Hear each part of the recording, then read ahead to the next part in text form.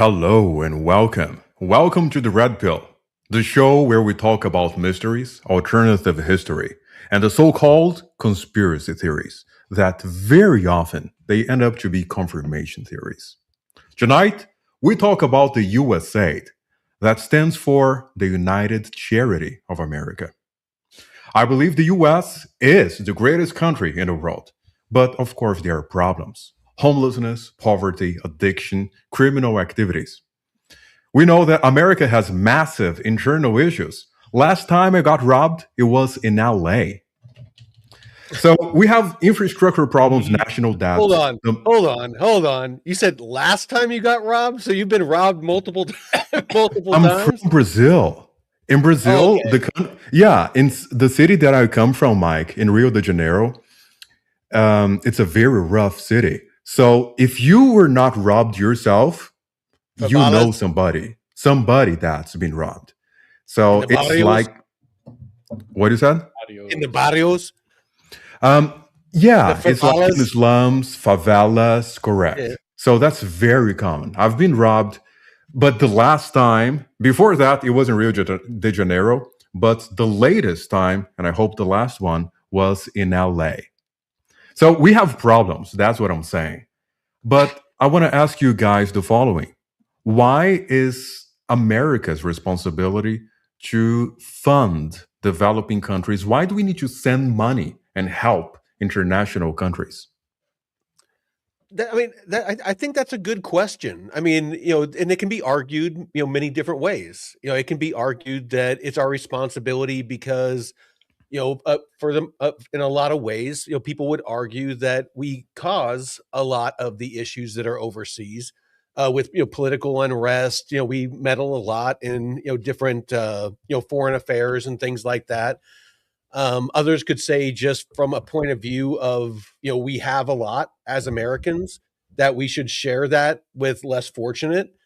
You could also look at it from a point of view of, the kind of the opposing, view of what business is it of ours to meddle? Should we be getting involved in wars? Should we be getting involved in foreign politics? Should we be getting involved with, helping it all? Because we're the only ones that do. You don't see when there's a a natural disaster or a famine or, an outbreak of some kind. You don't see Russia showing up. You don't see China showing up. You don't see, the UK for the most part showing up. It's always US Navy ships. It's always, US, US aid that shows up. What do you think about it personally? Do you think that's right? It is a way to right a wrong? Because from what you're saying, it's like we're trying to correct something that was done previously. So now we're trying to be the good guys in a way. I mean, the very Personally, nature of USAID. personally, I think the US should stop meddling in every single way outside of the US. That we shouldn't be meddling in their politics. We shouldn't be starting wars, getting involved in wars, and for the most part, we shouldn't help. I think that, or the government shouldn't help, I should say.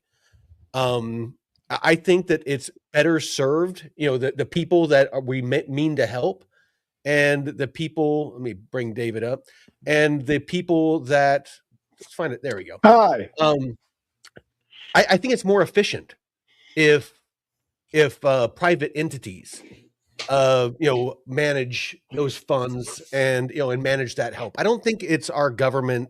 I don't think we should trust our government with that much responsibility. They've shown that they can't spend it responsibly.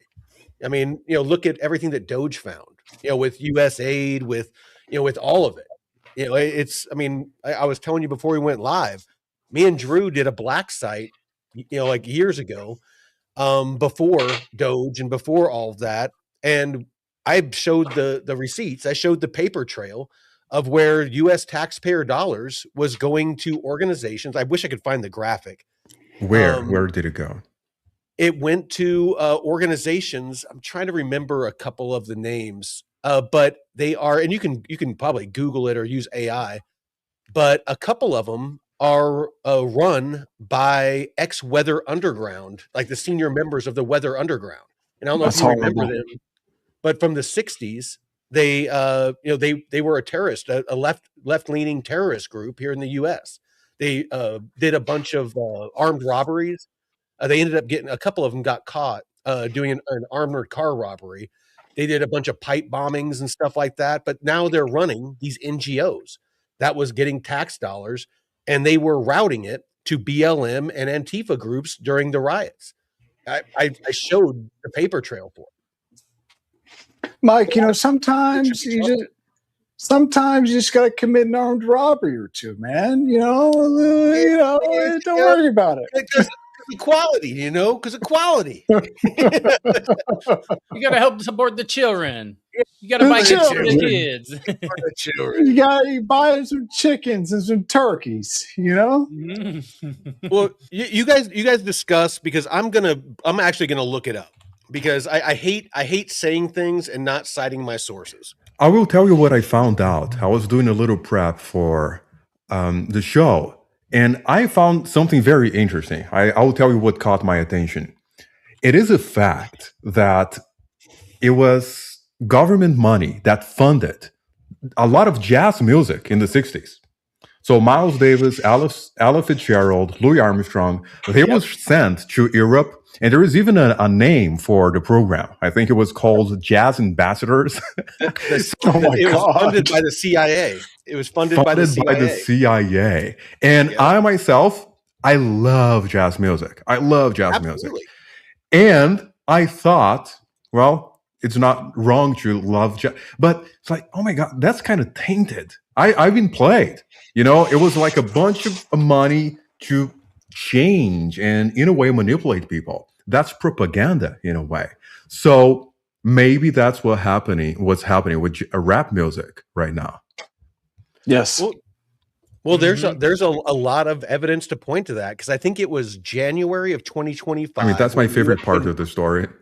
Well, when USAID, basically got their funding cut off, it was like January of 2025 when Trump got into office, because of Doge and what they were finding. And it was, I want to say it was July, August is when they a lot of news outlets started reporting that for the first time since like 1990, back when like MTV Raps and all that, it really brought rap to the front. That there was no rap songs in the top 40, and Lizzo actually launched a record, and it only sold like 2,600 albums. Well, and look at hip hop before 1990. The hip hop was totally different. You didn't have all that gangster rap and stuff, and then even Ice Cube has made this statement about that before. Like, hey, this, it just exploded in the 90s, and it's kind of interesting. You guys probably have heard of Thomas Sowell, and he says that there is black culture before and after gangster rap. Mm-hmm. Well, and even black culture in the 70s, I think, or the 60s was totally different. You actually had a whole family unit, and before they banned segregation laws and stuff, like black communities were stronger and actually had a family unit. And after that, it was just, we'll give you enough social support, social handouts, and the father's gone. We'll pay you for having more kids and stuff. Jeff, I gotta say, bro, like now that we're doing all these collaborations with people, like there's a part of me that like really doesn't want to touch this stuff with a 10-foot pole. But at the same time, like, bro, fuck that. The inner David is screaming to come out. I just want to bring home the bacon, David. Gator needs some rocking around money. Gator needs some rocking around money. Gator don't play that shit. But like, dude, like it's so true. Like if you go back into the 60s, like there was a black family unit. And then you get the civil rights movement, and then you get the welfare state. And all of a sudden, I think it comes down to incentives. I think that there was a perverse incentive. And look, I experienced this firsthand during the pandemic. During the pandemic, 2020, 2021, 2022, I was working in healthcare. And dude, like I saw this stuff firsthand where like people. It wasn't just healthcare. It was working for the state of California, helping basically illegals get healthcare, right?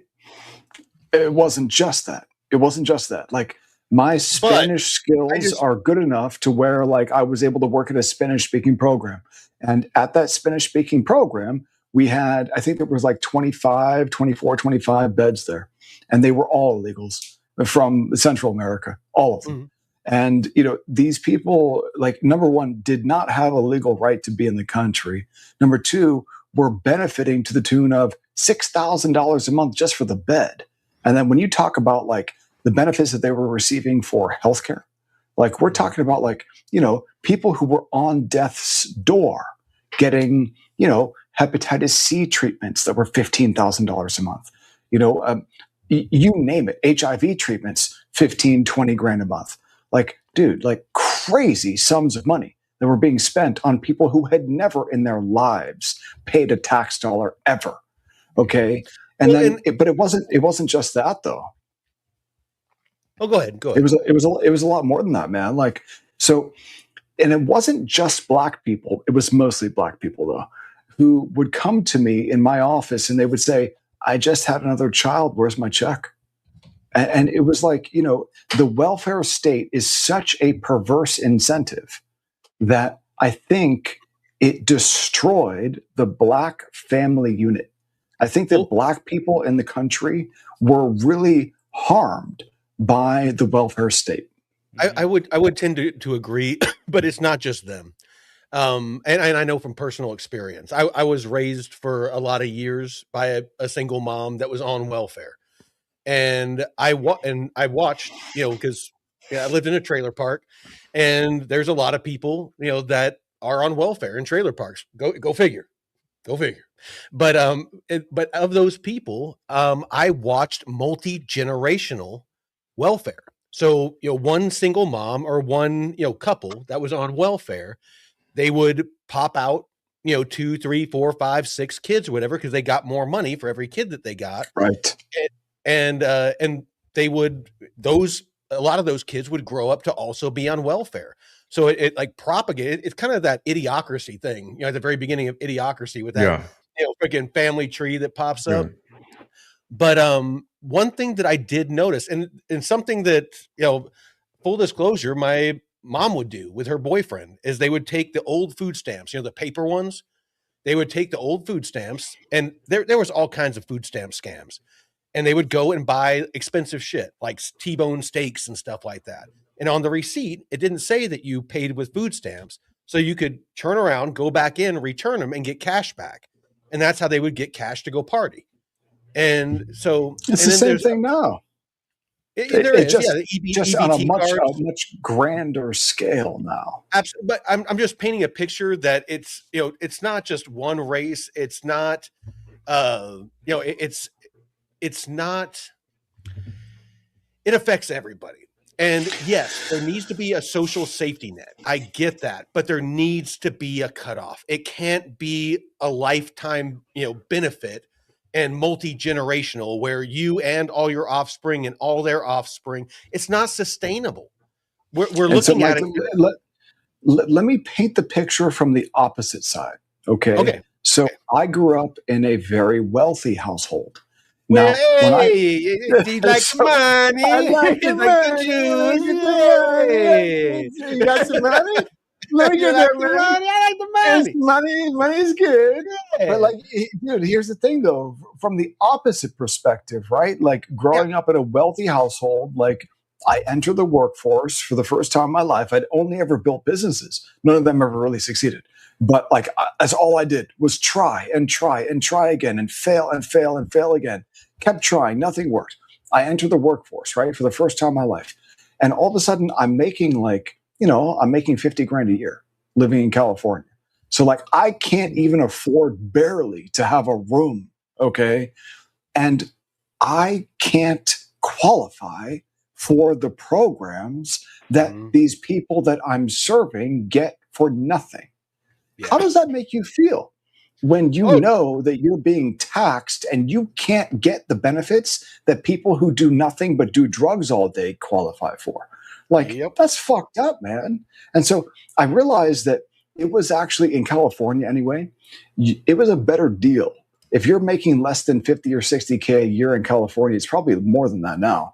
You're better off quitting your job. Stop working. Really? And just like you're better off quitting your job, but you've got to live in the right county. That's the thing. You've got to live in the right county. So Contra Costa and San Francisco County, Alameda County to a lesser extent, Northern California, and I'm sure in Southern California this is true also, but in Northern California where I worked, I knew this to be a fact. If you just quit your job making 60K, 50K a year, you were way better off just getting welfare. But here's the kicker. You needed to have someone like me who knew how to work the system to get you those benefits. Because the benefit packages are tax-free. So you could get your rent paid for, your housing, your rent and your housing, transportation, medical benefits. That includes healthcare, dental, vision, all of it. You could get straight up cash, so if you're getting a package of like $3,000 or $4,000, maybe even $4,000 a month in a package from the state, and it's tax-free, dude, we're talking about 30 or 40K a year tax-free. That's more than you net if you're working a 60K or 70K a year job. Yeah. So why work? Why work? Well, and nothing says that you can't work. You just got to work under the table. Again, that's what my mom's boyfriend did. Is he lived with us. He worked under the table. He didn't live with us. And so they were collecting, all those benefits plus, everything that he could make, under the table. What kind of work you do under a table? There's not a lot of room. Well, you know what, Jeff, you live in San Francisco. You should know. You should know what work you do under a table, Jeff. You live in San Francisco. Yeah. Is that the new Jeff, glory hole? What exactly is that work, Jeff? Yeah. Listen. My name's Jeff. My name's Jeff. If I ever go to a glory hole and I hear my name's Jeff, I'm gonna be like, Jeff. Listen, thank you, Mike. Yeah, I'd like to share. Go ahead, Jeff. Tell us your experience. Jeff, you had that experience on those tables? I need dry powder, man. I need dry powder. Yeah. Hey, you know what? Sometimes you gotta do what you gotta do to move up. That's right. You got to move up from under the table, Jeff. That's right. That's right. I got to go down to get up, man. Out from under the table and onto the stage. Onto the stage. This joke just keeps going. It just keeps running, man. Running. What are you doing on that stage, Jeff? My name's Jeff. He's like, I need money. He's like, crypto ain't gonna buy itself. Oh, dude, fucking A. Listen, I'd like to thank you, Mike. I'd like to share this quick video with you guys because I wonder if all this that you guys are mentioning is by design. So this is about the USA. Yeah, so let's take a look. Oh, Christ. Mostly with immigration. I wish people knew that we're letting in criminals daily. The big issue for the Hill, for our region, is migration. So we poured a lot of money into Central America. Like how much? $4 billion over 4 years. But now migrants are just from one program. Somos de nacionalidad venezolana. Tenemos vuelo para Nueva York. Entonces, ¿le compraste un vuelo con Spirit? Sí. 40. Spirit's gone. So what is the end goal? Why are they allowing children? They want to change the demographics of the United States. So our aid goes to female prisons in Mexico. Some of that, yeah, to help train them up. I'm working with gender issues in Pakistan, so we're trying to recruit and advance more women in law enforcement. The question becomes: should we be spending U.S. taxpayers' money in our country on this issue? Women that they don't seem to care about. Secretary Blinken, how close are you to him? 5 degrees separation. This is such a niche industry that flies under the radar. Yeah, the average American does not know. People don't know. They always sound gay. Very much. Because I think usually they are, because if they're pushing those, if they're part of pushing those agendas and stuff like that, it's going to be predominantly left-leaning people that feel that that's okay. Because if they hired somebody like me, somebody that's like middle or right of center, or right wing, there's no way we'd be screaming from the rooftops. We'd be getting a hold of news organizations. I mean, there's no end to what Paulo you would have been. So, but Mike, you would have been imprisoned. Like that. Yeah. That's what communists do to people who don't tote the line. They imprison you or they kill you. That's what they were trying to do during COVID. Right. if you didn't get the jab, you should be put in a camp because you're a danger, to others. I mean, they tip their hand. I'll just say it. I mean, there's some things I won't. I mean, well, I don't pull punches on anything, but dude, they fucking tip their hand. The left, they showed their true colors during COVID. Basically the Karens were, basically like the Nazi youth. The police state. They were going around as like, oh, they have too many people.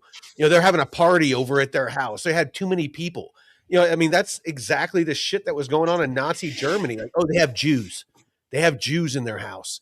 Go check over there. They were friends with Jews before the party came to power.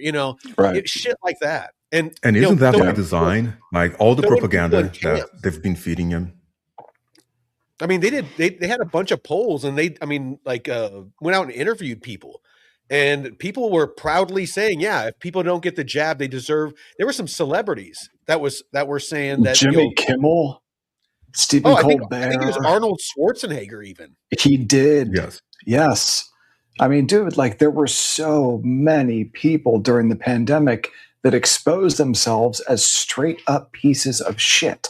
Yep. And dude, the greatest of them was Anthony Fauci. I don't even want to call him a doctor. Like, dude, the guy went to medical school. He never did any doctoring. Like, he was literally like our bioweapons czar for decades. Oh, dude. Decades. There's videos. I'll look them up, but I'll preface it with this, and then I'll let you guys discuss while I look it up. Back in the 90s, the left hated Fauci. There was massive protests calling because of how he handled the AIDS epidemic and all of that. Like I said, I'll find some information on it, but they hated him. There was huge protests with, they were holding signs, kill Fauci. Fauci's a murderer, all this stuff. And then all of a sudden he's like the Messiah. Isn't it crazy how he became the Messiah? Because I think what happened is this USAID money was able to. Elon. Elon Musk, man, he is an amazing guy. He's been able to do so much good. Oh, no, I'm saying that the left used to love Elon Musk, and now they hate him. Yeah. And for what reason?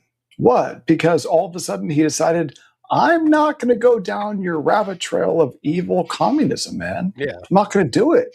And like they call it democratic socialism, dude. It is straight up communism. The big switch that I saw was when he bought Twitter. Is when he bought Twitter, and he said he did it because he wanted to save freedom of speech, and he started revealing, and he did.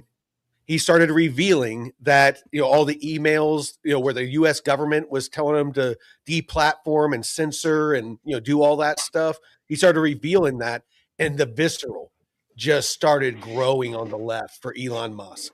So let me ask you guys a question: how big do you think this left-wing Democrat socialism communist threat actually is? Is it really half the country, or is it maybe a couple million people who are completely batshit crazy, amplified by bots on the legacy media and on every social media platform you can name?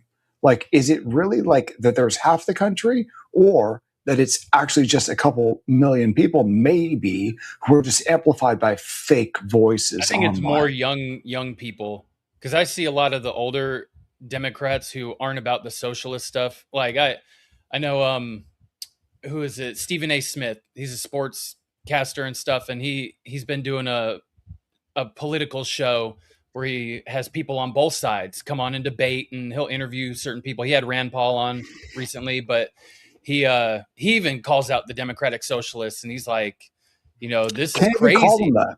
Can't call them like that. And that's a James farce. Carville, I think, who I hate that dude, man, but he's not a communist, though. No, he even said that I will leave the party if like guys like Hassan Piker, are the front runners of this bullshit. Well, dude, a guy like Hassan Piker is literally calling for blood to run in the streets. He said Mao was a great guy. I'm like, bro, did you see that speech that he gave wearing the Mao suit? Yeah. Like, dude, these people are not hiding who I know they what you guys are. are talking about. Yes, I saw that. They're not hiding who they are, man. You look at the Mamdanis of the world, they're all over the place. The Democrat Party has been taken over by these people.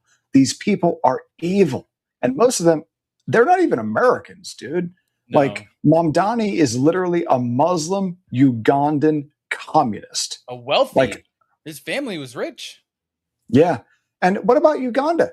I didn't know that there were a bunch of Indians in Uganda. Isn't that like less than 1% of the population? They own like the vast majority of the wealth. Yeah. Like, what? Like, make that make sense. That's the thing. Man. It's all very strange. I wonder if this is all natural. If this is, that's how politics works. And we're just watching it and we can vote and decide. It doesn't look natural. It looks like it's all a play and that they're playing with us. It's just Paulo, all manipulation. Literally, it's all amplified because social media makes it such that if you are the mayor of New York City, you can have in your basement at City Hall a bot farm of tens of thousands of these little fucking cards, these cell phones that are just cards. And those cards each equal one user on a social media platform or multiple social media platforms. And so that means that you can literally run a bot farm to amplify your message and make it look like there's millions of people or hundreds of thousands of people who agree with you, when in reality, it's not true. It's not true at all. But because the legacy media is literally some evil extension of the Democrat Communist Party, it makes it look like there's a lot of people who agree with that. There are not.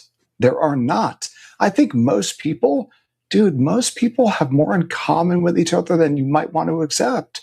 Like, we probably have much more in common with our average Democrat voter than we might want to accept. Like, no, honestly, I know we do. But everyone is so programmed. We see it in crypto. I mean, shit. Today on the show with we had the XRP debate. That was heated. No, it wasn't. No, it could have gotten heated. No. The guy was emotional. I mean, I watched it. I think it was. He was very passionate. I was very passionate. Yeah. No, we were. I mean, let me choose the word. Passionate. Yeah. No, we were very passionate, but no, there was no like animosity or anger. The chat was more emotional. But that's what I want to get at. But that's the thing. The chat probably wasn't real. How much was real? You have no idea. You know? Yeah. No. You're right. But but you saw it in the chat. You saw. I mean, hell, there was some like pretty heinous things being said. I saw that. Funny. But me too. But dude, it's so hard to laugh. I watched the replay. I get afraid of saying what I really want to say, because if I said what I really wanted to say, I'm afraid that people will be like, "Oh, you're some horrible person," or blah blah blah. It's like, dude, like what? Like free speech is not a thing anymore. Like you can't have a conversation without getting canceled. Like, what is this? This is nonsense. I honestly, I don't pull punches. I say exactly what I think, and if that makes me hated, so be it. I'm not going to bend, the way that I live for to appease another person. Just not going to do it. I gotta say though, man, like now that we're starting to get some actual real traction, I think about it now. I find myself, I'll tell you this, bro. I find myself at the end of a stream thinking, did I say something wrong? Are they going to ban me? Like, is YouTube going to censor us? Like, I worry about that shit now. I get it. I get it. But It's the thing is, up. the thing is though, is you know what? I'm not worried about it. Jeff's not worried about it. You shouldn't worry about it. It's just, you know what? It is what it is. And I honest, want to succeed off of YouTube. I don't make any money off. I make money trading. I don't make any money off YouTube. So like, it doesn't really matter. But like at the same time, it would hurt me to know that like our platform was impacted negatively because of like some horrible Democrat communist who censored us off YouTube. Maybe you say the wrong word, and that's not allowed. Right. And you know what? It's, to be honest, like we've said before, I'd do this show if we had 5 people watching. You know, it's, I mean, what we got right now, we got 16 people watching. You know, it's like, I just love doing these shows. It's a way for, it's therapeutic. I like talking to you guys. That's what I like. Yeah, exactly. And we'd figure it out either way. Whatever would happen, we'd figure it out. That's a good point, Jeff. Because I see, you got to worry about what come to the website, say. the no.pro.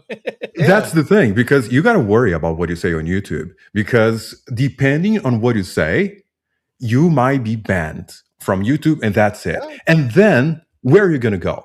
Rumble, Twitter. Okay, but I'm happy with those. All right.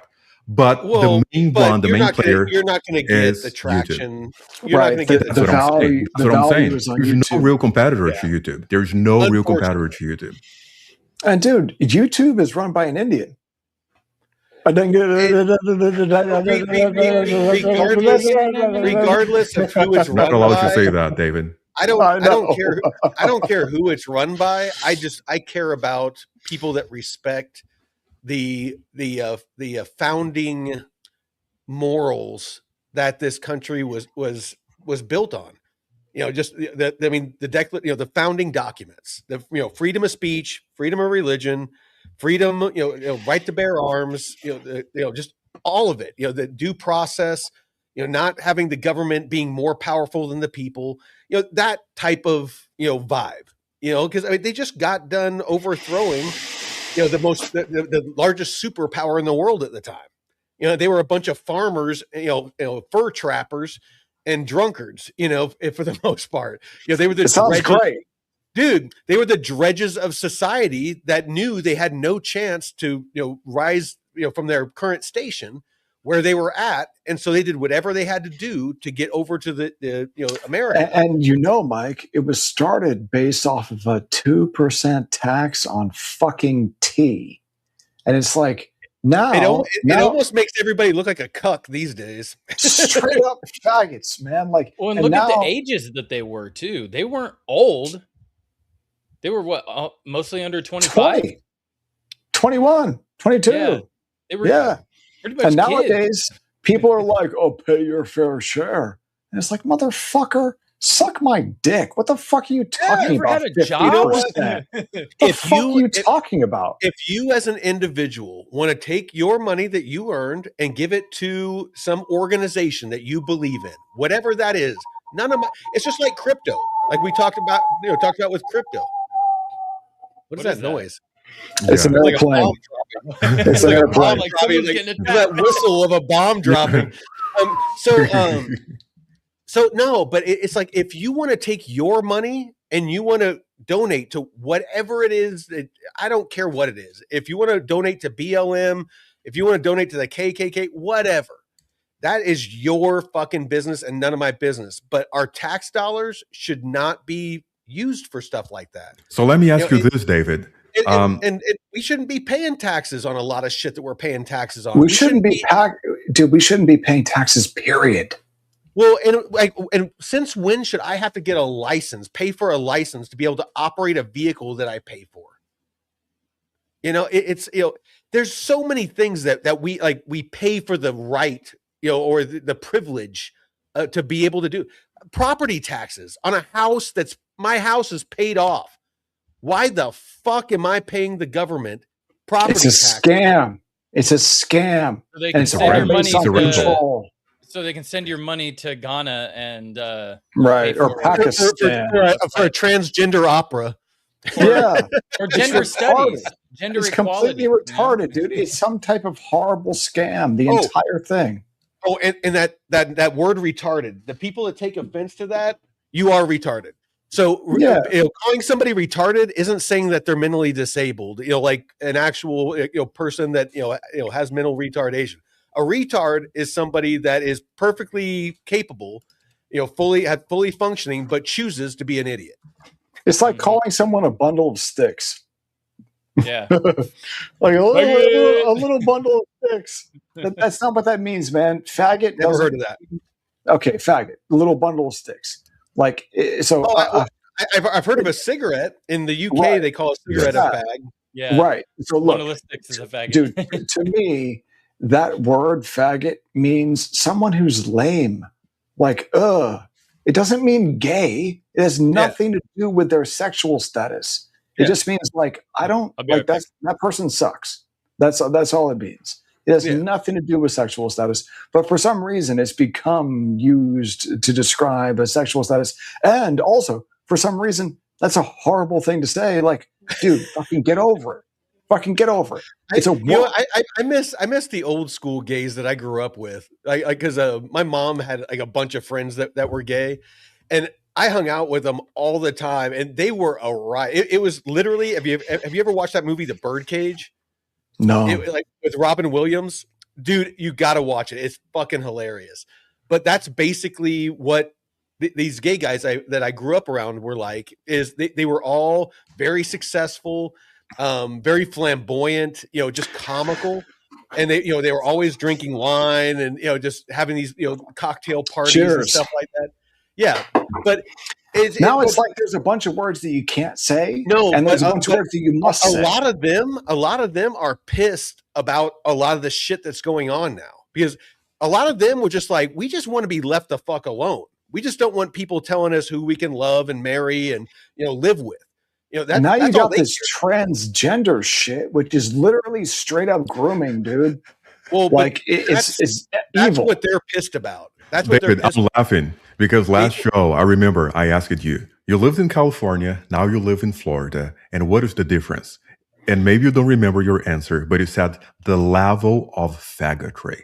The level that definitely sounds like a quote from David. The level of faggotry in California is much higher. But dude, hold on. Before I forget, I've been drinking, but I'm sorry. Before I forget, I looked up what I was wanting to fucking cite, because that it annoys the shit out of me. Is it about faggotry, Mike? It is. The number. It is top tier faggotry. All right, let's hear it. So let's see. Oh shit. Oh, here we go. The X Weather Underground. So Susan Rosenberg, she runs an organization. She's a Jew. She's a fucking Jew, isn't she? Well, dude, she's one of your people. She's one of God's chosen people. God damn it. So she was actually, if I remember right, she was one of the ones that went to prison for a while for that armored car robbery. She was one of the main. These Jews communists, dude? I don't get it. I don't know. I was fucking. Hold on. Before we get on the rabbit trail, Before you get on the rabbit trail. So Susan Rosenberg, she runs 1,000 Currents. So this is all that kind of forensic accounting that I did to figure out where our tax dollars were going during the BLM riots and shit. So she was a member of the May 19th Communist Organization, an offshoot and ally of the Weather Underground. She had close ties to Weather Underground operations. In 1984, she was convicted on weapons and explosives charges and sentenced to 58 years in federal prison. Damn. Her sentence was commuted by President Bill Clinton in 2001. For what? So her because I don't know. But her NGO involvement, Rosenberg later served as vice chair on the board of directors for 1,000 Currents, a fiscal sponsor organization, until stepping down in 2020. So she stepped down. They probably got a shit ton of money. 1,000 Currents primarily relied on private philanthropy foundations, such as the Kellogg Foundation, the MacArthur Foundation. Wow. Yeah. However, local and municipal tax dollars reached organizations under fiscal sponsorship programs through municipal community grants. And actually, this isn't accurate because I actually looked this stuff up, and they were getting federal tax dollars through shit. I'll have to look it up. But where do we even start? What's wrong with this? Well, hold on. Bill Ayers. I know you've heard of Bill Ayers. He was the guy who ran Fox? No, he was the guy that ran the Weather Underground. Oh. So Bill Ayers and Bernadine Dorn were co-founders and the top leaders of the Weather Underground organization in the late 60s and early 1970s. So after criminal charges against them were dropped or resolved in the 1970s and 80s, both transitioned into academia and nonprofit advisory roles. Bill Ayers became a distinguished professor of education at the University of Illinois in Chicago.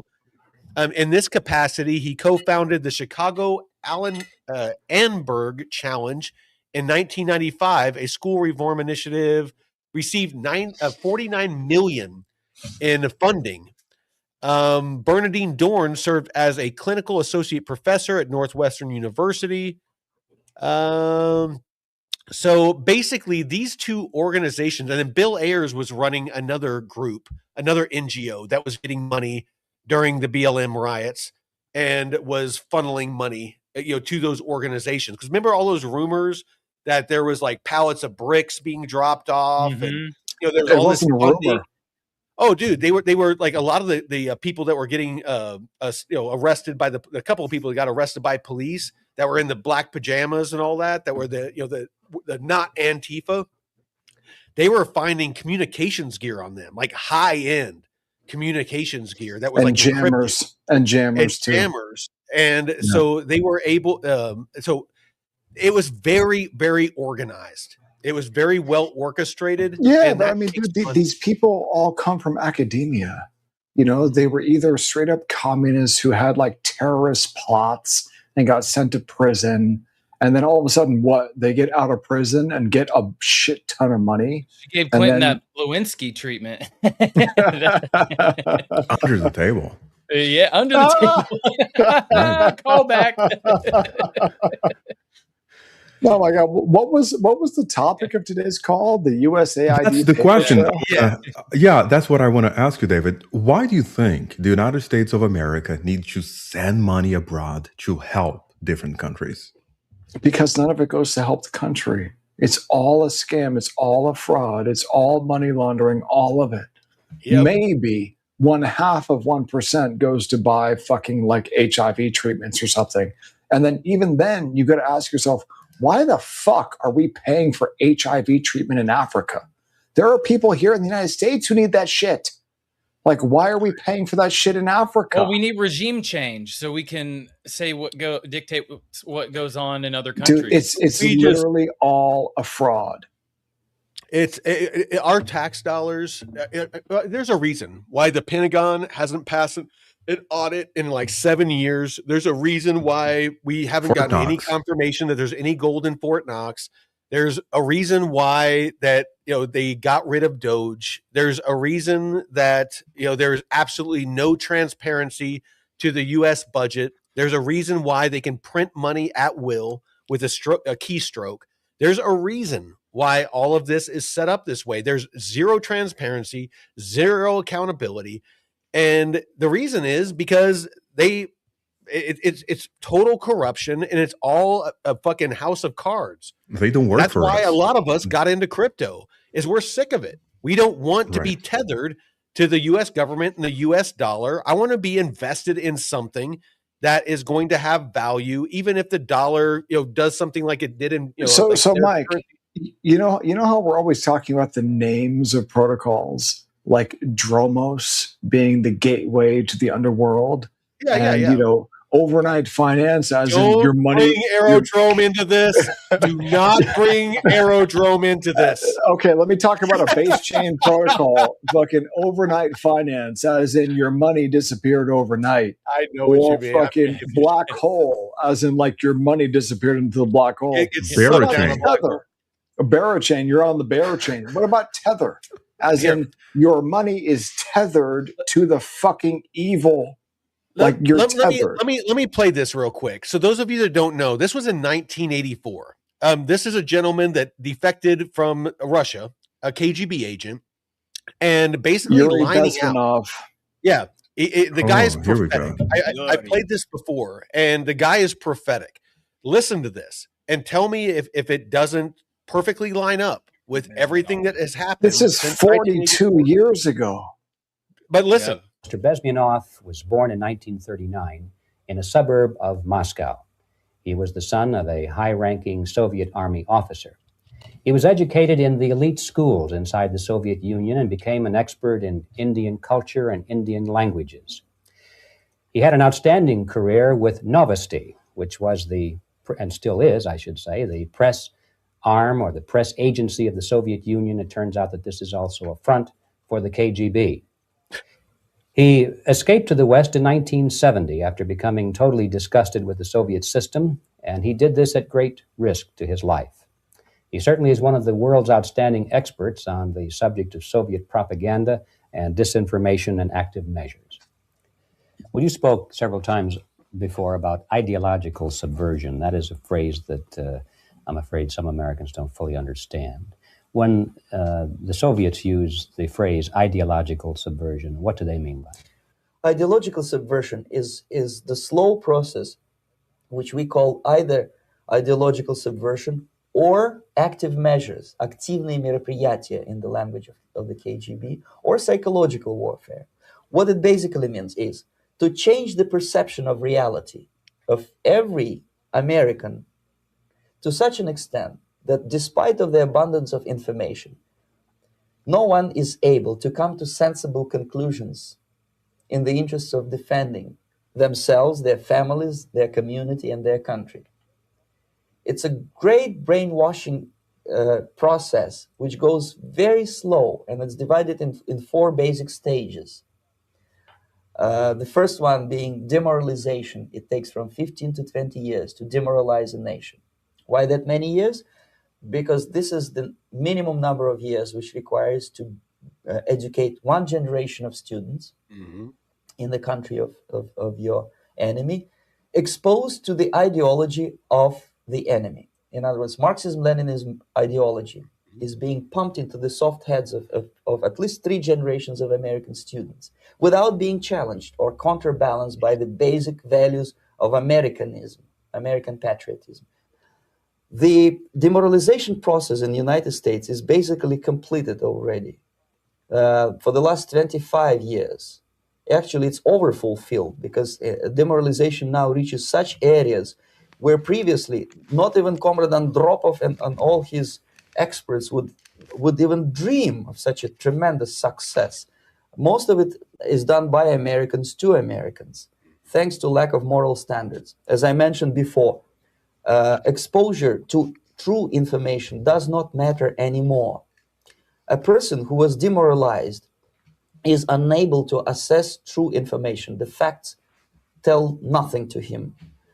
Even if I shower him with information, with authentic proof, with documents, with pictures, even if I take him by force to the Soviet Union and show him concentration camp, he will refuse to believe it until he... So what does this remind you guys of? I want to go around the horn. Jeff, listening to what he just said, this is just the first step. What does this remind you of? Are we? Can we not talk about XRP?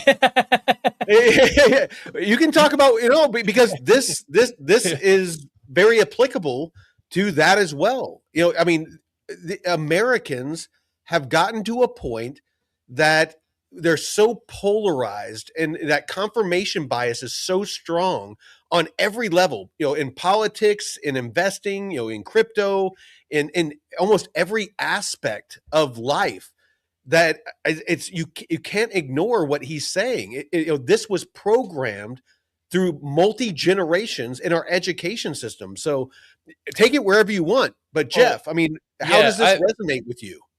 I actually saw a video earlier that a friend of mine shared on Instagram, and it was some lady talking about how Greg Abbott has destroyed Texas with all these different points. And I was like, you can say the exact same about Newsom in California. So it's not just one party or the other. You're just choosing to ignore that side because it's the side that you're on.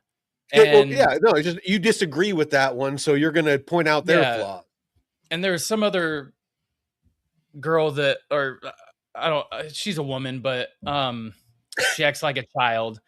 But I guess she was like a Christian nationalist, part of a Christian nationalist family, and then broke away from that and is now a far left extremist. And she was going on about ICE and all this other shit, and she was saying she made a point about the Trump good people on both sides, that bullshit that bullshit propaganda where Trump said that there were good people on both sides, talking about white supremacists. It's like, no, you're taking it out of context and choosing not to show the whole picture. You're just choosing to push this narrative that one side has been pumping out there so it can make the other side look bad. But even if you went back and watched the clip, if you looked at it objectively, you would understand like, oh shit, I've been played, but no, people don't want to. It's that cognitive dissonance. It's like, well, it doesn't fit my narrative, so I'm just going to ignore it because it doesn't make me feel good. My side has been lying to me. No, they couldn't have been lying to me. It's like, guys, we see that in crypto, and I mean, all the time. We saw it with when we said things that weren't liked by multiple groups. So, David, listening to this gentleman, how does it resonate with you? You're like, because you've been around a while. What, you're 35, I think you said? 37. So I've seen this in every school and university I've ever attended. I went to, out of high school, UC Riverside. Then I went to UC San Diego. Then I went to UC Berkeley. And so I have seen this in play at every school I've ever been to. My brother went to UC Santa Cruz and UC Santa Barbara. So I've seen this at 5 University of California system schools. You went to the Hive. I've seen this everywhere. Everywhere. That's like the motherland of the land. So these people, communism is evil. You should think of communism as being on par with Nazi Germany, and yet, for some reason, far worse. I think so too. And yet, for some reason, in Berkeley, California, you can see people proudly flying the hammer and sickle, or they'll have it fucking tattooed on their necks. Oh yeah, or wearing Che Guevara shirts and shit. Dude, like that is the same exact thing as a swastika. The same thing. It's worse. So, dude, these people are literally retarded, and so what he describes as demoralization. Don't get me wrong. What Nazis did, it was terrible. But their people, the German people, you got to think, it's after World War I. They were taxed and had to, pay a bunch of reparations and stuff like that. That country was impoverished. So when, Adolf came along and was like, we should be a proud people and we're going to rebuild. And there's a reason why he got back into power. And he made that country prosperous again. He made it honestly, dude, when I look at what is going on right now with what happened to us during COVID under the so-called Biden administration, that was true communism in the United States, man. That authoritarian communism during the Biden regime, that was what we have to look forward to if these Democrats ever get into power again.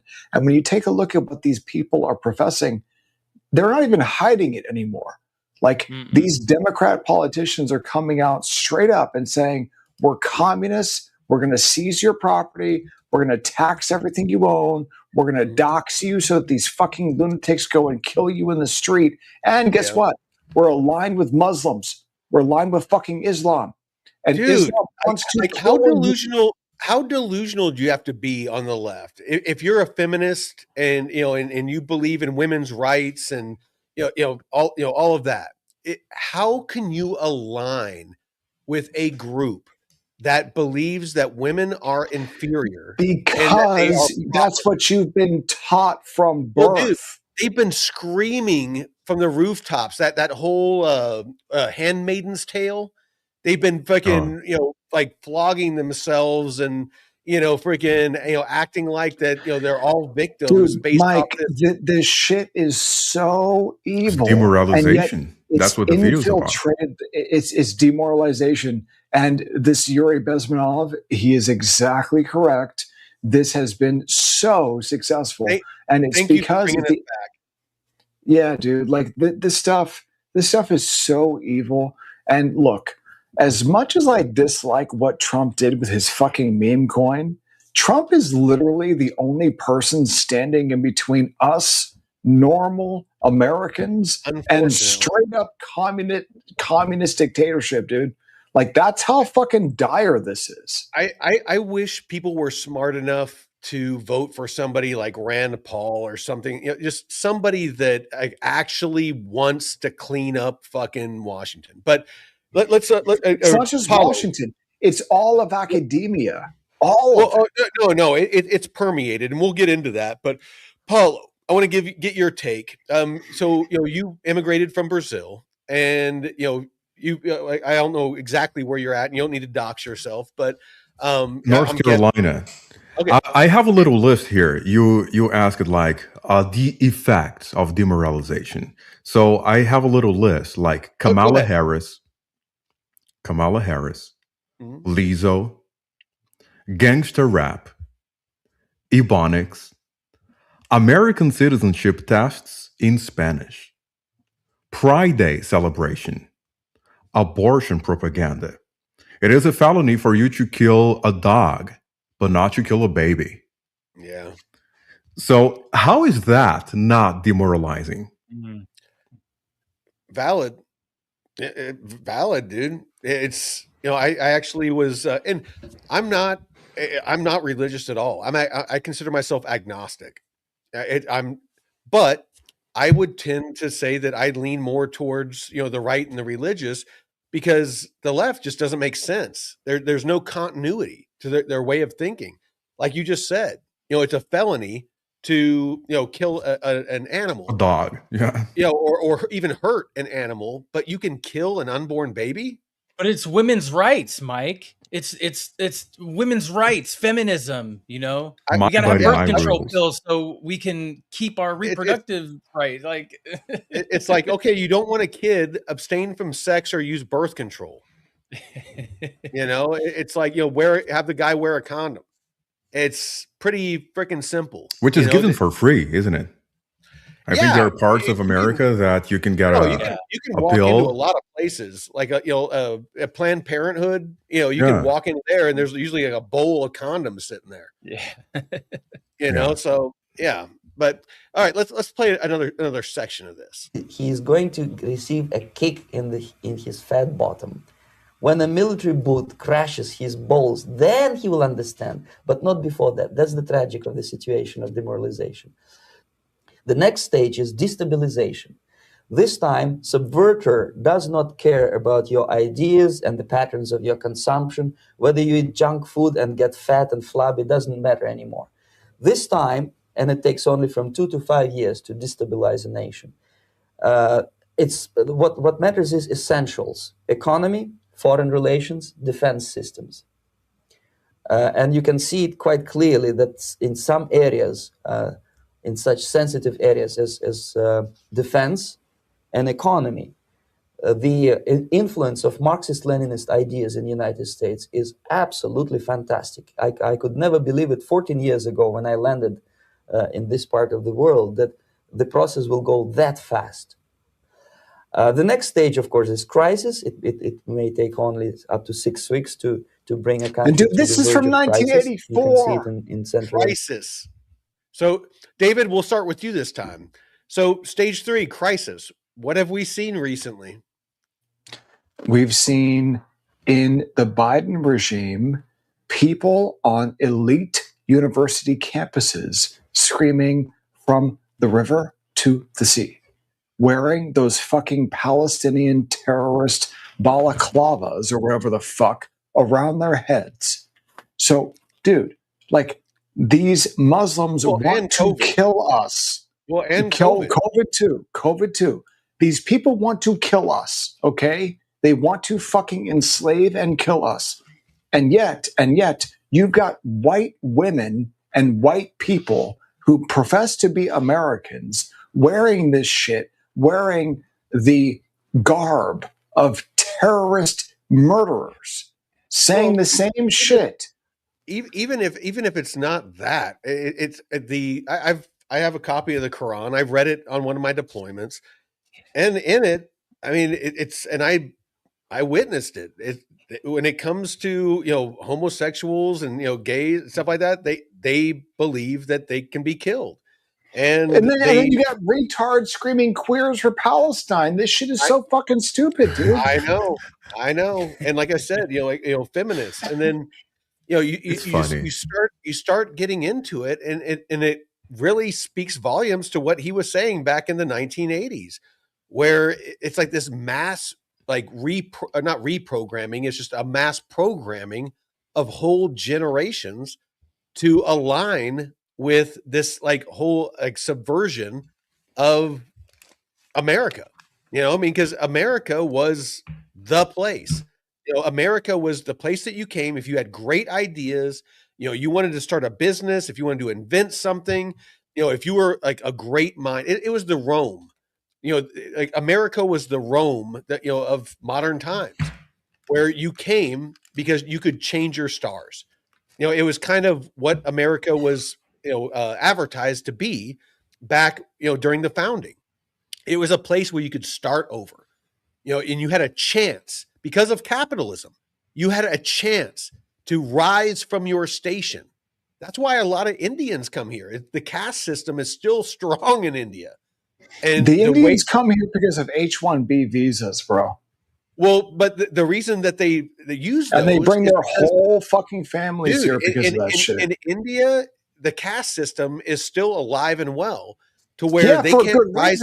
Because most of those people are fucking dog shit. But they can't rise above their station, so they come here. And there's because they're incapable. If you've got a fucking 60 IQ, they are not. Can't do shit. They are not.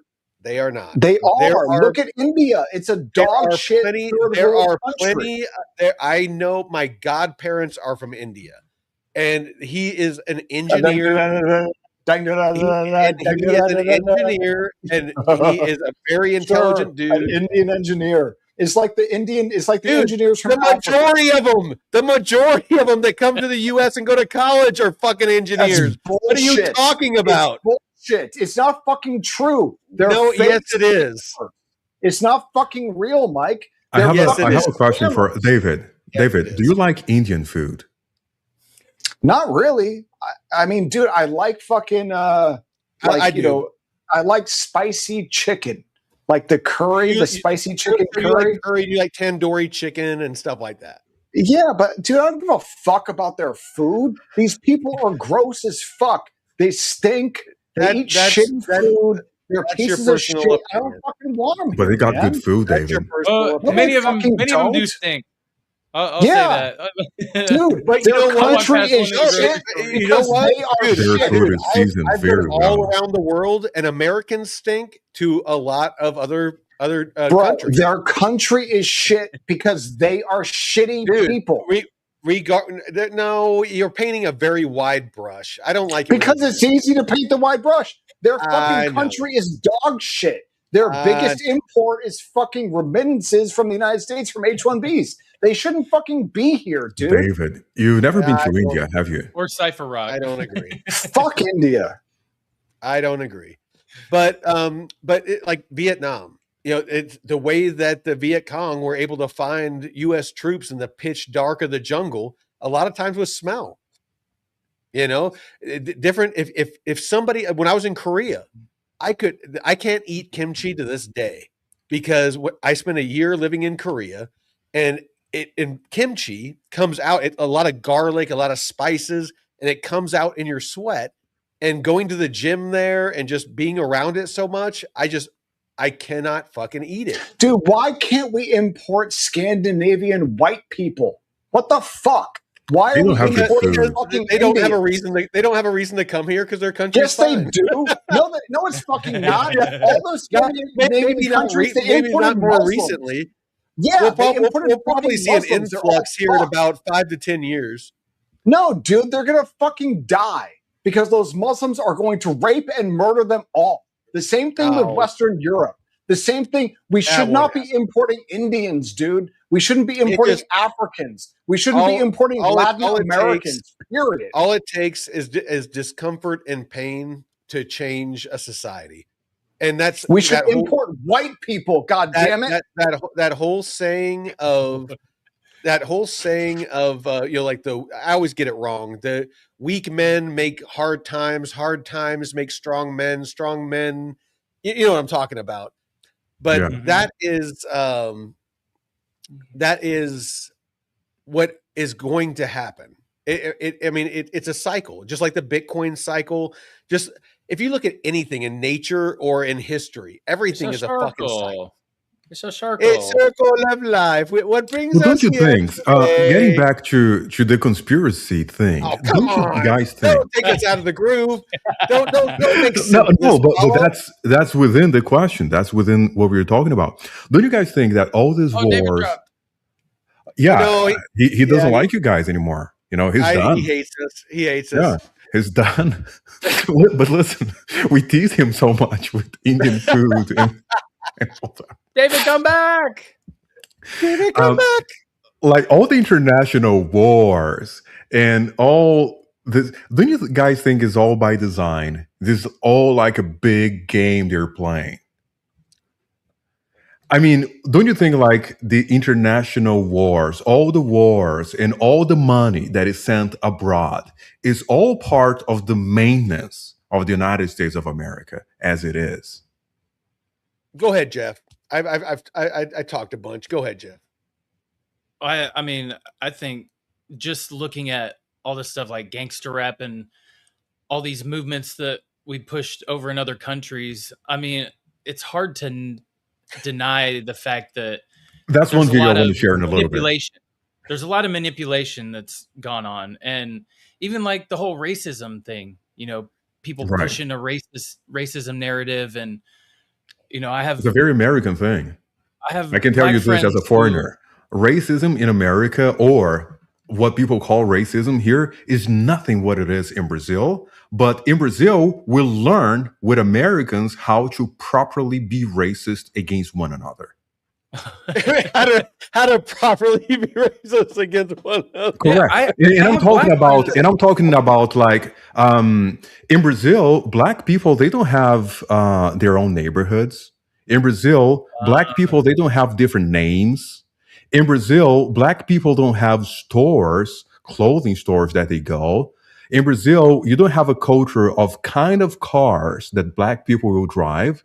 That's a very American thing. So what are you saying? Like basically just you don't see the division that just everybody drives the same cars and buys the same clothes and eats the same food and speaks the same dialect or the same way. Thank you.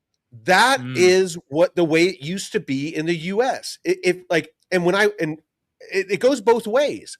When I lived in Korea for a year, I was 18 years old. It was when I first joined the military. I went to Korea. I was a guest in their country. I made a very concerted effort to learn their language, learn their customs, learn their courtesies, sample their food, do a lot of things because I was a guest in their country. That is what has been, and thank you, Paulo, for pointing that out. That is something that's been lost here in the US is why should we bend if we're supposed to go overseas and respect other cultures and respect other countries and their customs and courtesies, their religions, then why shouldn't we expect the same? Mm-hmm. Yep. I mean, look, even Hillary Clinton 20-something years ago said if they come here, they need to learn the language. Yeah. And if you say that now, you're a right-wing extremist. Yeah. Okay. Yeah. It's crazy. Like the overwhelming majority of immigrants, legal immigrants, illegal immigrants, they do not speak the language. So Over 90% of all the Mexicans that live in the United States of America, they don't speak English. Over 90% of all the Brazilians that live in the United States of America, they don't speak English. And so, like fluently, they don't. They can say a word or two, but fluently, they don't. As long as they're hot women, I don't mind. No, I'm kidding. Correct. I'm kidding. I agree with you. Yeah. I think it's hotter if you speak to me in your language, you know? Right? Like, right? All right. Let's bounce back over here. Let's listen to stage 3 and stage 4. America now. And after crisis, with a violent change of power, structure, and economy, you have so-called the period of normalization. It may last indefinitely. Normalization is a cynical expression borrowed from Soviet propaganda. When the Soviet tanks moved into Czechoslovakia in 1968, Comrade Brezhnev said, "Now the situation in brotherly Czechoslovakia is normalized." This is what will happen in the United States if you allow all these schmucks to bring the country to crisis, to promise people all kind of goodies and the paradise on earth, to destabilize your economy, to eliminate the principle of free market competition, and to put a big brother government in Washington, D.C., with the benevolent dictators like Walter Mondale, who will promise lots of things, never mind whether the promises are fulfillable or not. Your leftists in United States, all these professors and all these beautiful civil rights defenders, they are instrumental in the process of the subversion only to destabilize the nation. When their job is completed, they are not needed anymore. They know too much. Some of them, when they get disillusioned, when they see that Marxist-Leninists come to power, obviously they get offended. They think that they will come to power. That will never happen, of course. They will be lined up against the wall and shot. But they may turn into the most bitter enemies of Marxist-Leninists when they come to power. And that's what happened in Nicaragua. You remember most of these former Marxist-Leninists were either put to prison or one of them split, and now he's working against Sandinistas. It happened in Grenada when Maurice Bishop was already a Marxist. He was executed by a new Marxist who was more Marxist than this Marxist. Same happened in Afghanistan when first there was Taraki, he was killed by Amin, then Amin was killed by Babrak Karmal with the help of KGB. Same happened in Bangladesh when Mujibur Rahman, very pro-Soviet leftist. So I don't know if you're paying attention, but these are all historical facts. And a lot of people will ignore what he's saying because it doesn't align with their way of thinking. But this is 1985. And because they're thinking about Republican versus Democrat. And he's saying that it's all a big game that's been played. Yeah, not once has he mentioned, left, right, Democrat. That's what I'm saying. That's why that's why I never said I was being always like apolitical. I don't think Trump is a saint. I don't think that Trump has don't you guys remember that the ladies in The View, they loved Trump? You remember that? Oh yeah. No. Yeah. The Clintons were at his during wedding. His first presidential run. Yeah, they're all friends. It's all a game. He got a civil rights, like multiple civil rights awards from Jesse Jackson and a bunch of people. He was the darling. Is he in the Epstein files? Is Trump in the Epstein files at all?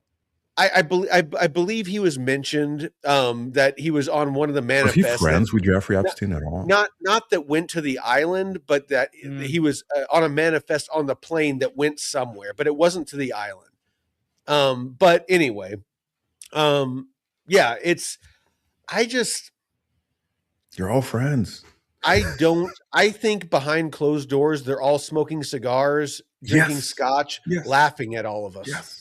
Yeah, that's why I don't get passionate about politics. Like Democrats versus, it's all a game. And we have the illusion of choice. And I see this in America. I see this in Brazil. I see this in Europe. I see this same game being played. Well, this is a conspiracy theory show, isn't it? Like the red pill. So I see this game being played everywhere. Yeah. It's honestly, and variations of this game. That's what the guy said. Well, the reason I don't get too passionate about all this is because I understand, because it just being in the military as long as I was, and the jobs that I did and the places that I went, I've studied history. I've studied warfare. I've studied a lot of things. Especially since I've gotten up here and I got nothing but time. I'm retired. I live in the middle of the woods, and I just do nothing but research things. And what I noticed is basically you're wailing into the wind. If you're trying to scream from the rooftops and change minds, it's not going to happen. You have to wait until the realization happens with the individual. The individual has to see the truth. You can't show them the truth. They have to discover the truth. And that usually comes from pain and discomfort. Historically, if you look, a lot of people have really great ideas, but as soon as it gets uncomfortable, as soon as these great ideas make it to where their quality of life changes, and they don't have all the channels and the technology and the nice house and the nice car, and they're standing in a line for bread or shoes, things like that, all of a sudden they wake up. And so I understand that. And that's why, with in crypto, with XRP and a lot of these other groups, I'm not trying to change minds. I am presenting information, and when you're ready to hear it, you know where to find it. I agree. Yeah, I don't think you can. I like that you brought that video, because I wanted to watch that video again. And there's a lecture that he gives, which is I think an hour long or more. No. And, yeah, that one was 6 minutes. It was basically a segment of Right. a much larger. It's the same interview, but a much larger interview. I just didn't want to have everybody sit through an hour long. Yeah, but Jeff, can you refute any of the things that he said? No, I mean, it's incredible that it was that long ago, and he said it was already in effect. And if you look at what a lot of the schools are teaching, these esteemed universities and stuff, and the people coming out of them, I mean, who are the loudest proponents of all this crazy communist socialist stuff? They all come from these universities, and they're highly educated, and or they're going for some bullshit gender studies degree.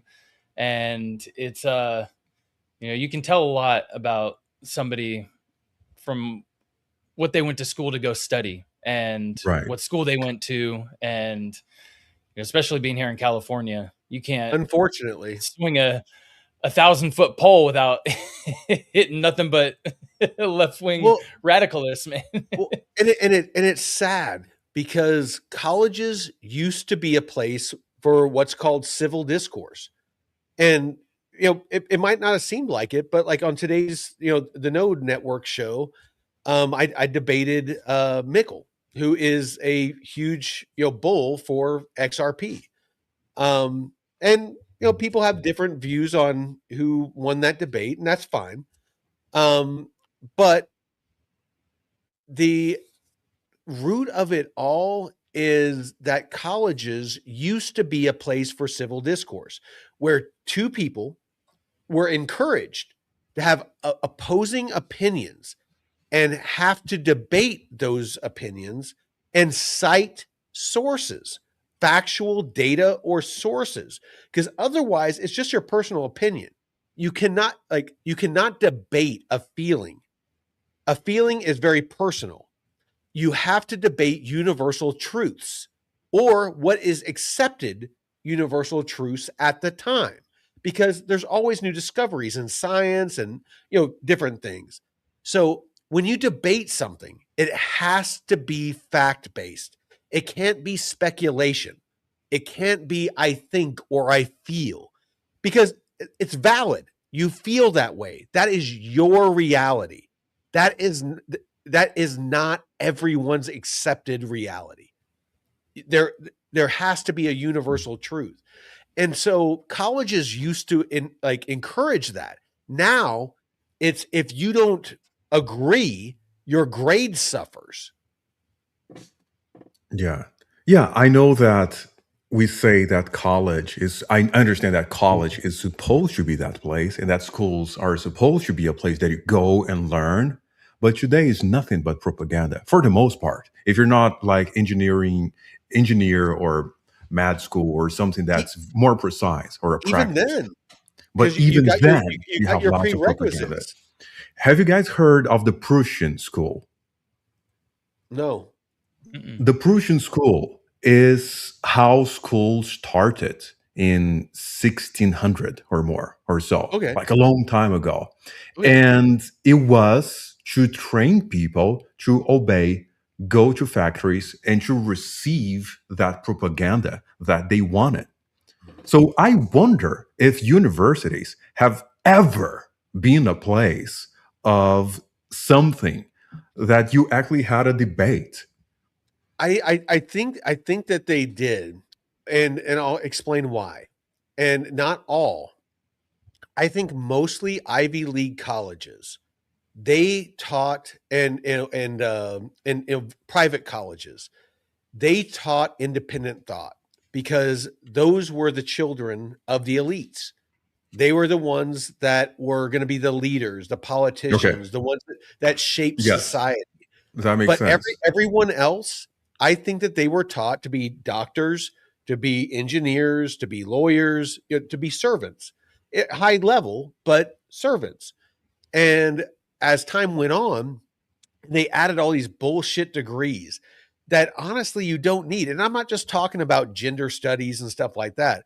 I'm talking about trades, like auto mechanics and welding and, stuff like that. Plumbing. Was stuff that you used to just go and do an apprenticeship. I remember when I was in junior high, I went and swept floors in an auto body shop so that the owner, for free, so that the owner would teach me how to do auto body. So I swept for like weeks and weeks and weeks with no pay, hoping at some point he'd be like, "Hey, come over here." And finally he did. And was like, this is how you sand a car. This is how you use Bondo. This is how you use fiberglass. This is how you sand. And he taught me all that stuff. That is the way that trades used to be taught. Nowadays, that's real education right there. That's a real thing. That's a real skill. Exactly. But nowadays it's like, okay, you have to go into debt. Well, you have to go into debt to learn a trade. That, to me, that's insane. Yeah.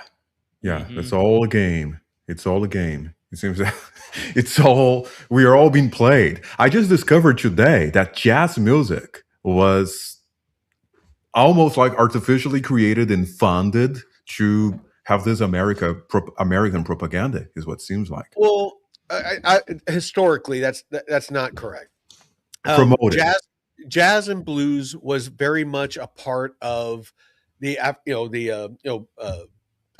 I hate the word African American, but the Black American culture.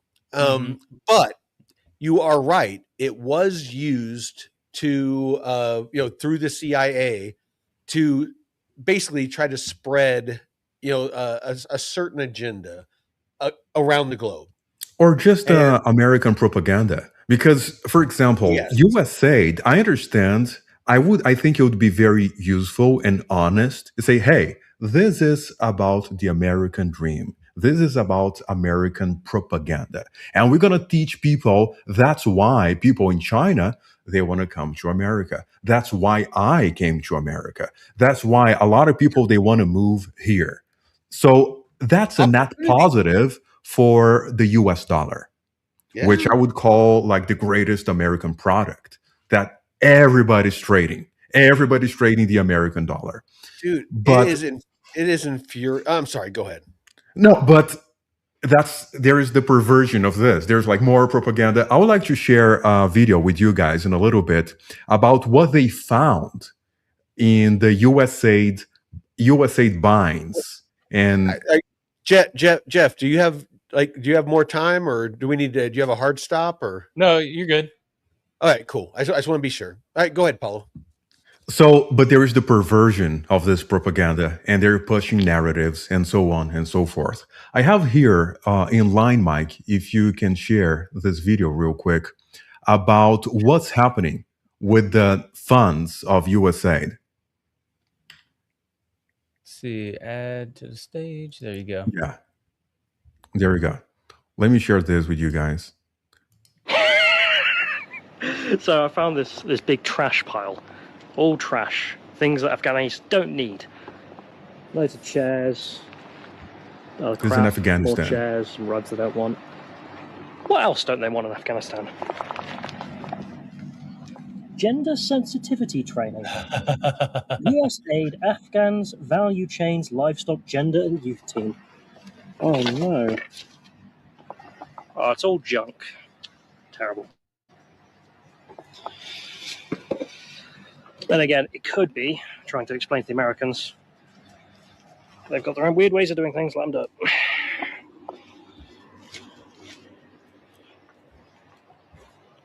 What else is here? Women's agriculture. Don't need that anymore. What? That's for trash heap. More gender sensitivity training. Don't need that. God. Found Mitt Romney's. That's it. Women agriculture.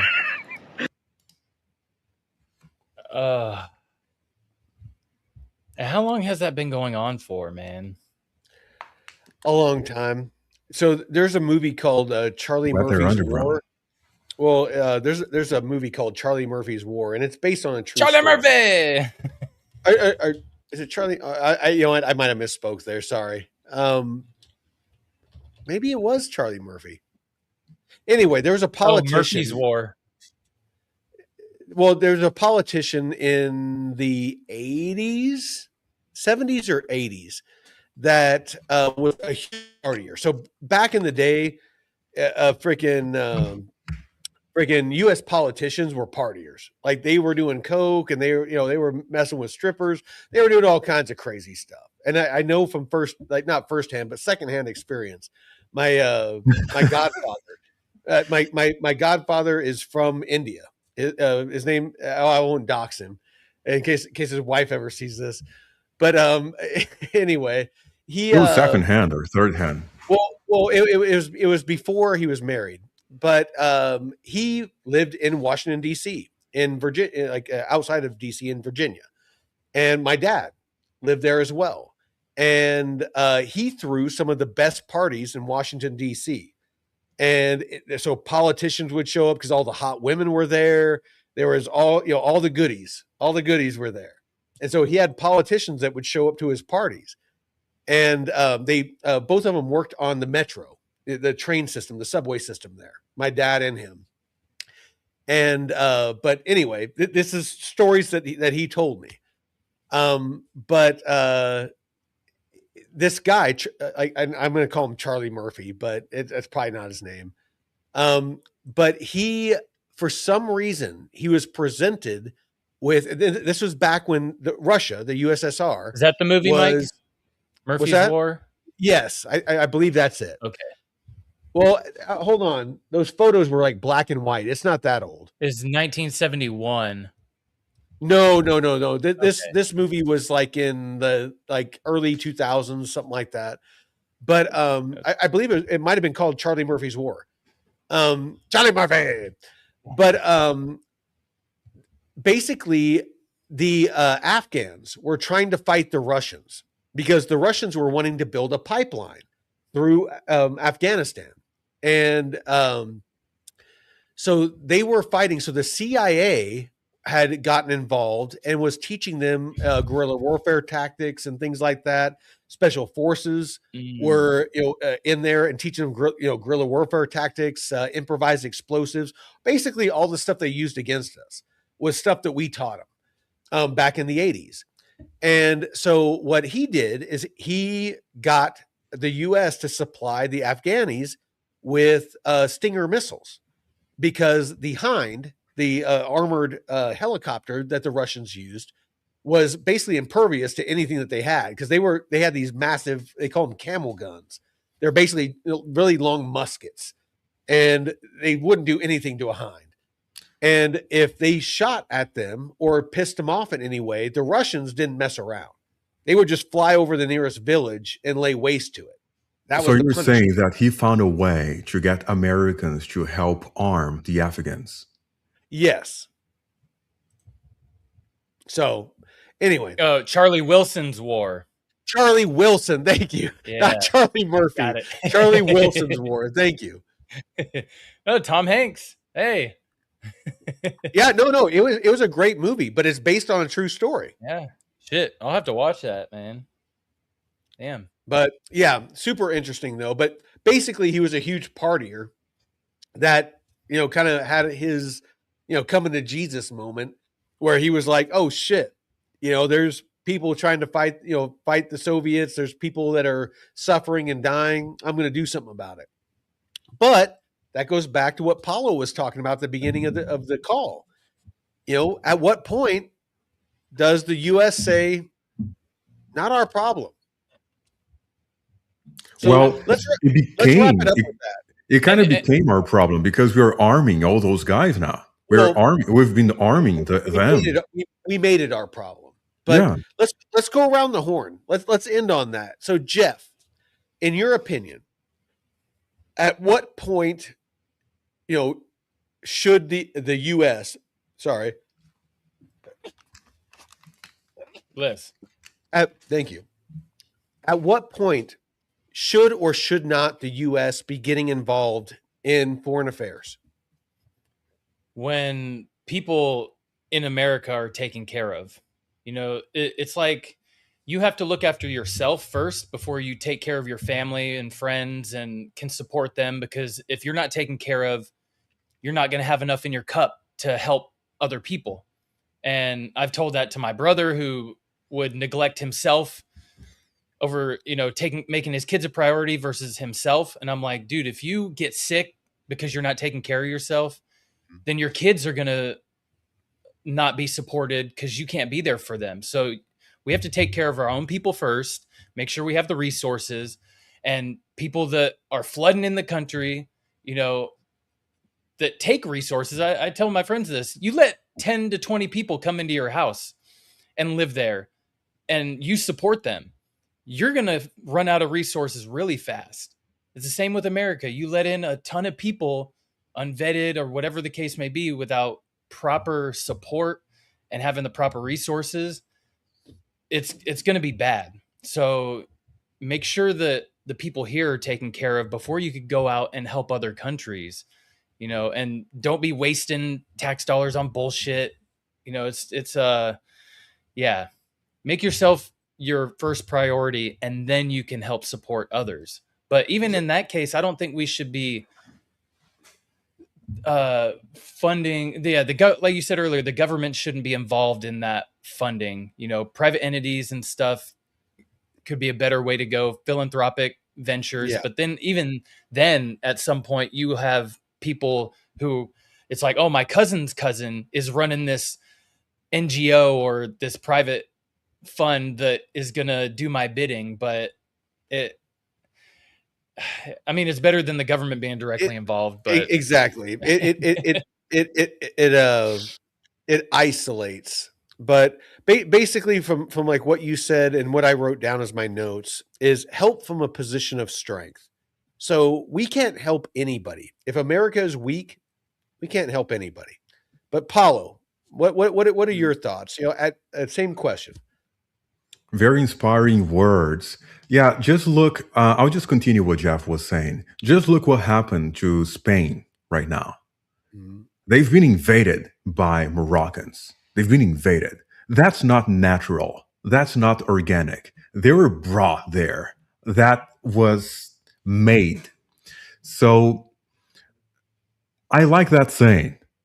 What happens in my house is more important than what happens in a White House, because a lot of things are going on in politics and society, in the financial markets, and we have little control over those things. But I do my best to try to focus on the things that I can control. Mm-hmm. No, and honestly, that's a very smart way to go about life. It's in the military, in the jobs that I did, we called it economy of movement. So that's why I don't get, super emotional or kind of overzealous about, needing to stop or change anything around me, is because to me, it's wasted energy. You're wailing into the wind. You're up on a mountaintop screaming into the wind. No one can hear you. It's what most people do on social media. They have, 20 followers and they spend all day, tweeting out or, messaging out, their opinion. And that's great, but what effect is that having? You're spending your entire day texting and tweeting about, your thoughts or your feelings, and you're basically screaming them into a void. Social media is an illusion. Social media, and I say this from a person that we spend a lot of time, developing. Me and Jeff, we spent a lot of time building a channel where it was just me and Jeff talking to each other for a long time. Am I wrong, Jeff? Yeah. It was me and Jeff just hanging out, talking to each other for a long time. Yep. Until we got enough people that was like, hey, what these guys are saying has value. And they started, subscribing and doing stuff like that. And that's what we built this channel on, is just integrity. We're not trying to get likes. We're not trying to get, subscribers. It's about just being genuine, being honest, citing your sources, talking about truth. Well, it's just like the red pill. The red pill is just genuinely us. Our crypto stuff, like this is, unfiltered and sovereign, but over on, the Node network, our other channel, when it comes to investing in crypto, it's just me and David and Jeff just speaking the truth. We go out and we find cited primary sources and give information. It's not our opinion. It's literally fact. And it's data. If you choose to accept it or not is up to you. It affects me in no way whatsoever. I sleep very beautifully in my handcrafted cabin on my 20 acres in the middle of nowhere, in my big, California king bed with giant pillars, and it's pretty nice. Yeah, Jeff's been here multiple times. I don't care what you do. I have, for me, the perfect life. But if you don't seek out truth, if you are not a disciple of truth, and again, I'm not saying everything that we say is going to be 100% true all the time. Fact check us. You should fact check everything. I highly encourage you to fact check fucking everything that you hear and see. With AI and all the obstacles out there and all the influences, question everything, including us. That if you take anything away from this or any channel you watch of ours, question everything. Do not be lazy. Do your due diligence. Seek out truth, because if not, you are going to be manipulated and you are going to be controlled. Any closing thoughts, gentlemen? No. Watch the XRP debate. Yeah. Yeah. The Node network. Speaking of truth. Yeah. Oh, someone did say in the comments, that was my favorite. He said, Mike and David probably think we landed on the moon. And I died because we just talked about that a few weeks ago. I know. And I was like, the thing is, honestly, when I see comments like that, I'm like, you've done as much research on us as you have on the project you're invested in. Right. Because if you knew anything about us, you would know we question everything. Yeah. So including Bitcoin. Yes. Yeah. No, dude. If you watch me and David and our deep dive on Bitcoin, it was not gentle. So, Paulo, thank you so much for hosting this. Yeah, man. Thank you, Jeff, Mike. Thank you, Jeff. Jeff, thank you so much. And I know most of you out there, actually all of you, other than two people, are watching on X. If you could share this out, come join us on YouTube and join the conversation. Get involved in asking us questions. We love questions here. If you think that we're idiots, if you think that we're wrong, as long as you are willing and able to cite a source that proves us wrong, right here, please show us. We are not an echo chamber here. If we are wrong about something, show us, tell us, cite a source, and if we are wrong, we will correct ourselves. Mm-hmm. There's no egos here. In truth, there is no egos. Thank you, Jeff, for showing the channel. Yeah, both channels, the Node Network, our crypto channel, and this one, Unfiltered and Sovereign. And also, I have my music channel. I was going to say, show your music. I have my first song dropping tomorrow, so let's go. Oh, nice. That's cool. Yeah, you need to post that. I want to listen. Oh, I got my buddy working on the cover art for it, so it's pretty heavy. Can you send a link on the source? Yeah, I'll share it in the source. It'll be on my SoundCloud and Spotify and all that. So let's go. But I appreciate you guys and all you out there. Let's I'm going to share this real quick on our way out, just because David is here in spirit. Even though he fucking bailed, we'll forgive him. So we love you, the Node.pro. This is our official website. But if you come in here to community, this is all free, by the way. This isn't shilling. We're not trying to get you to buy anything. But if you come here to the Node.pro, you can find our community. You can chat with me, David, Jeff, Paulo, anybody from the community. You can learn if you want to learn about crypto, if you want to learn about DeFi and investing in these digital assets, 100% free. You can go through and you can learn about all of it. And the Intel library. If you want to learn about all the different major and even some of the smaller market cap crypto projects, you can come through here. All of this is free. Again, we don't charge for any of this.